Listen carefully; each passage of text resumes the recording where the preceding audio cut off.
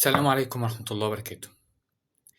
السلام عليكم ورحمة الله وبركاته. عاملين ايه؟ يا رب دايما تكونوا بصحة وسعادة يا رب، ومن نجاح لنجاح دايما. فيديو النهاردة هنتكلم عن فترة مهمة جدا جدا، فترة حياتك من 17 سنة ل25 سنة. تمام. لفترة العشرينات بشكل عام. ليه الكلام ده؟ عشان الفترة ديت هي بداية كل حاجة، هي بداية انك تتعلم صح، او بداية فشلك، او بداية انك تبني مستقبلك، او بداية انك تنهي حياتك. اوكي. يا اما تكون شخصية مهمة جدا جدا، يا شخصية ملكش لازمة في الحياة. هي بتبدأ من الوقت ده. اوعى تفكر هي حياتك بتبدأ من بعد لما تتخرج، ابدا. المفروض حياتك تبدأ في الوقت ده. صدقني، عشان ما توصلش ل25 سنة و30 سنة وتقول يا ريتني انا اتعلمت حاجة، يا ريتني انا طورت من نفسي، يا ريتني انا وصلت اني اعمل اي حاجة. عشان صدقني هتندم. في ناس كتيرة جدا جدا هم ندموا. تمام، فخلي بالك عشان ما تندمش انت كمان. تعال نتكلم اول جزئية مهمة جدا. ايه اللي بيحصل؟ ايه اللي بيحصل في الفترة دي؟ في الفترة ديت انت هتعيش حياتك بالطول وبالعرض. خروجات، فسح، علاقات ملهاش لازمة. تمام. هتعمل كل حاجة في حياتك وانت هتحس نفسك انك مبسوط، وانت فعلا هتكون مبسوط. بس انت في الفترة ديت، تمام، 3 حاجات او 4 حاجات انت هتعملهم. اوكي. لازم هتعملهم، بس خلي بالك وانا بقولك اوعى تعملهم. اللي هما ايه؟ اول حاجة، علاقات سامة، اللي هما الصحاب. تأثير الصحاب على الشخص قوي جدا جدا جدا. اوعى تفكر انك آه هتصاحب مثلا 5 6 ملهمش لازمة او في فشلة بمعنى اصح، وانت هتقول لا مش هيأثروا فيا.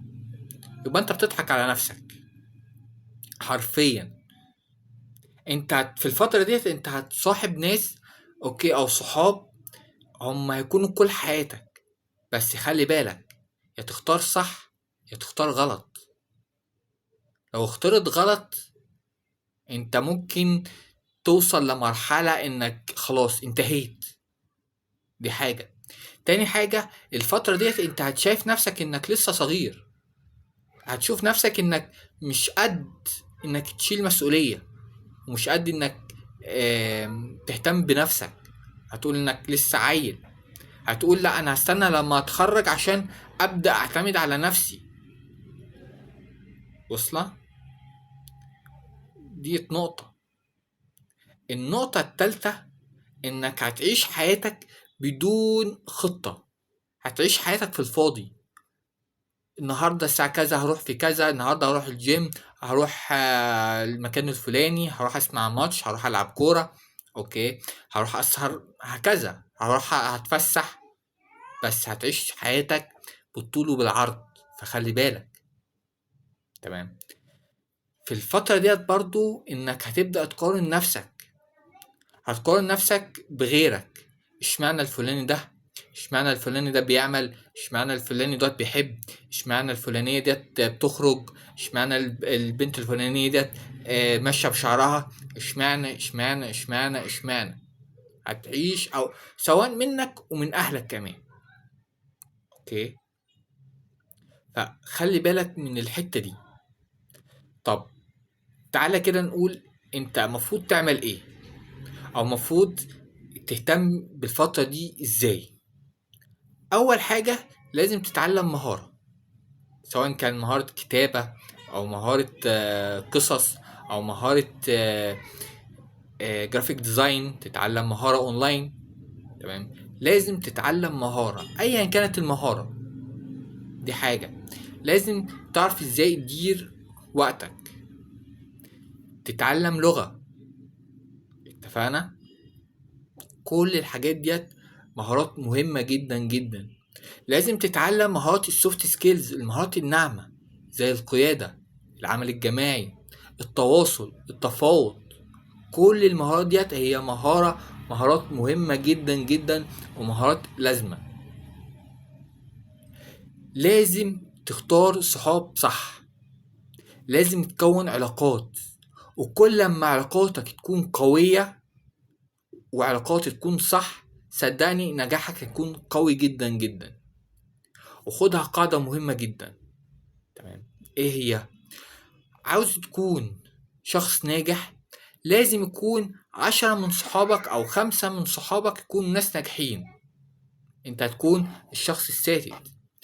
عاوز تكون شخص فاشل بمعنى فاشل لازم صحابك تكون فشلة. عاوز تكون شخص فقير لازم تكون شخصية او صحابك تكون فقراء. فانت شوف صحابك مين، انت هتكون شخص السادس او رقم 6 او رقم 7 بتاعهم. فهمنا النقطة ديت؟ لازم تهتم بعقليتك اكتر من منظرك. اوكي، مش بقولك كده انك مش تهتم بمنظرك ابدا، لازم تهتم بده الاول. كل ما كانت عقليتك كبيرة تمام وتقرا كتب وتتعلم مهارات هتلاقي نفسك فرق كبير جدا جدا جدا ما بينك وما بين صحابك في كل المجالات. اتفقنا؟ واوعى تقارن نفسك بحد. اهم حاجة في الفترة ديت انت عادي جدا لو فشلت، مش نهاية العالم. فانت طبيعي جدا تفشل، طبيعي جدا تقوم وتجرب مرة واتنين وتلاتة واربعة. كل لما انت تتعلم، كل لما انت تغلط، كل لما انت تجرب هتطور من نفسك. وده اهم فترة. لازم تكون فترة او لازم تكون خبرات ولازم تكون مهارات ولازم تعتمد على نفسك في حاجات كتيرة جدا جدا عشان ما تندمش. انا واحد من الناس كنت اتمنى حد يقول لي خد كورسات في الفلانية، كنت اتمنى حد يقول لي اقرا الكتاب الفلاني، كنت اتمنى حد يقول لي شوف صحاب كويسين، كنت اتمنى حد يكون في ظهري سبورت ليا، شخصية داعمة ليا. اتفقنا؟ دي حاجة. اخر جزئية، ابدأها صح. يعني ايه ابدأها صح؟ ابدأ صح يعني انك فعلا تحط خطة وتمشي عليها، حط خطة وتشتغل عليها. اوكي، خطة انك تتعلم مهارة اونلاين زي الجرافيك ديزاين، ديجيتال ماركتينج، برمجة، الاي اي، الذكاء الاصطناعي.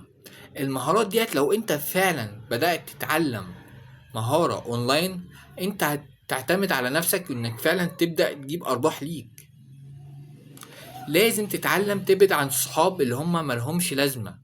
اقطع علاقاتك اللي السيئة، اقطع علاقاتك اللي هي ملهاش لازمة. اتفقنا؟ اتفقنا. لازم ترضي ربنا في المقام الأول وتشتغل على نفسك، تشتغل على عقليتك، تشتغل على منظرك، هيئتك. اوكي، لازم يكون عندك ثقة في نفسك، مهمة جدا جدا. كل ما انت يكون عندك ثقة في نفسك كل ما انت هيكون عندك تعمل انجازات. ففي مهارات كتيرة جدا جدا، بس انت حاول تدور او حاول تشتغل على نفسك وحاول تركز في حياتك في مستقبلك. اوكي، ما بقولكش انك هتبدأ انك تبدأ من دلوقتي في كل حاجة انك يكون عندك مشاريع، لا، انت في مرحلة انك تبني مستقبلك، فلازم تبنيه صح. لازم يكون في اساس ولازم يكون في قواعد مبنية صح. انا واحد من الناس اول ما فهمتش في حاجات كتيرة جدا جدا ما فهمتهاش غير لما اتخرجت، وقلت يا ريتني حد علمني، يا ريتني حد دربني، يا ريتني اتعلمت صح، يا ريتني حد كان داعم ليا. وعلى فكرة انت لو انت عندك 25 سنة او 23 سنة او 30 سنة لسه قدامك الخطوة انك تبني نفسك. خد الخطوة، اهم حاجة انك تاخد الخطوة، اهم حاجة انك فعلا تبدأها صح وتشوف ايه المهارات اللي ناقصاك وتشوف عيوبك عاملة ازاي وتبدأ تصحح فيها. اتفقنا؟ مش حابب اطول اكتر من كده، بس اتمنى فعلا تكونوا استفدتوا. السلام عليكم ورحمة الله وبركاته.